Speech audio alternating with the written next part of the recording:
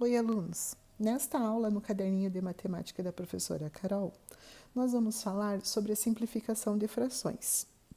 Para simplificar uma fração, nós estamos sempre em busca da forma irredutível através das frações equivalentes que vamos encontrando.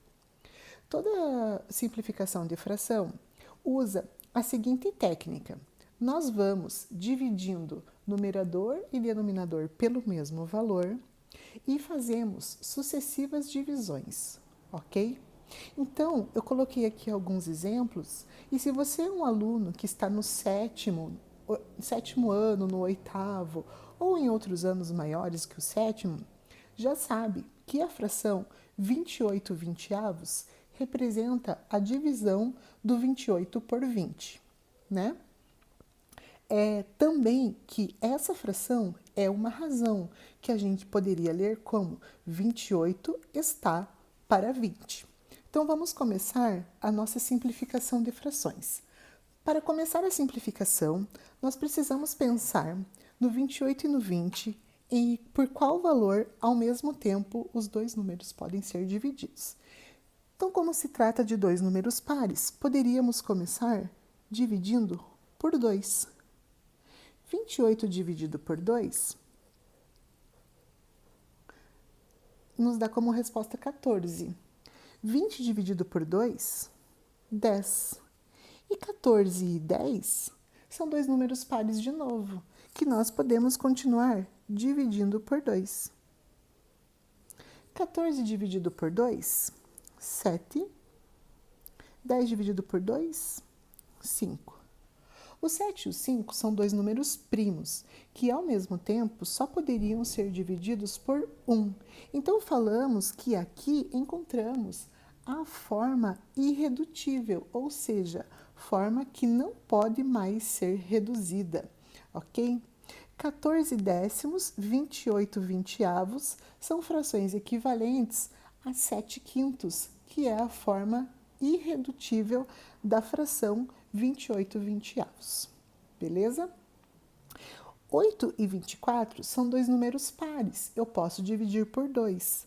Assim como se eu pensar na maior tabuada que os dois aparecem ao mesmo tempo, seria a tabuada do 8. O 24 está na tabuada do 8. Então, ao invés de eu fazer sucessivas divisões por 2, 2, 2, eu posso dividir direto por 8. Então, dividindo por 8. Então, usei o MDC, ou seja, o maior divisor comum. 8 dividido por 8 é 1. 24 dividido por 8 é 3. E 1 e 3 são dois números que só poderiam ao mesmo tempo ser divididos por 1. Então, já encontrei a forma irredutível. Como assim, professora? E se eu quisesse ter começado dividindo por 2? Se você dividir por 2, você vai obter 4 dozeavos.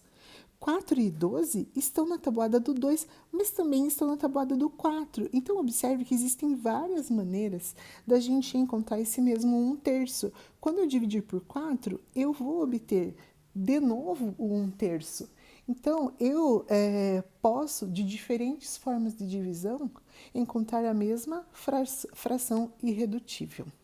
Agora, eu coloquei aqui dois números que são ímpares, que não vai dar para a gente começar por 2, mas o 27 e o 9 estão na tabuada do 3 e também estão na tabuada do 9.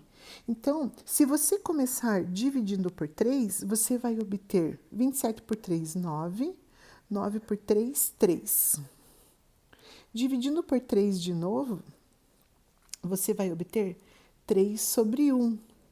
3 sobre 1 é um número inteiro, porque essa fração é a mesma coisa que a divisão do 3 por 1.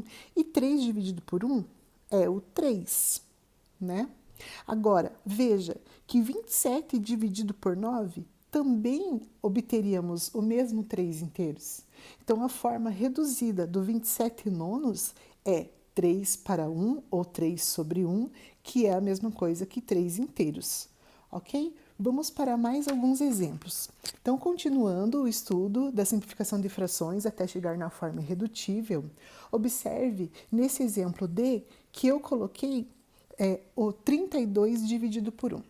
32 dividido por 1, ou 32 para 1, ou 32 sobre 1, pode ser lido dessas formas, é a mesma coisa que 32 inteiros, porque se uma fração é uma divisão, quando você dividir 32 por 1, você vai obter o próprio 32.